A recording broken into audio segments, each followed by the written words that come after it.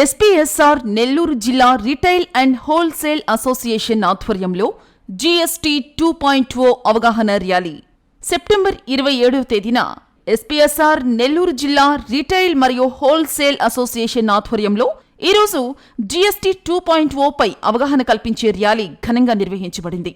ఈ కార్యక్రమానికి GST commissioner Kiran గారు తన బృందంతో కలిసి ముఖ్య అతిథిగా హాజరయ్యారు.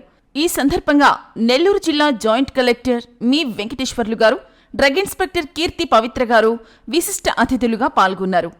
ప్రజల్లో అవగాహన పెరిగేలా చేయటం ముఖ్య ఉద్దేశంగా ఉంది. మారుతున్న పన్ను విధానాన్ని ప్రజలు సులభంగా అర్థం చేసుకుని తగిన విధంగా ఉపయోగించుకోవాలన్నది ర్యాలీ సందేశం.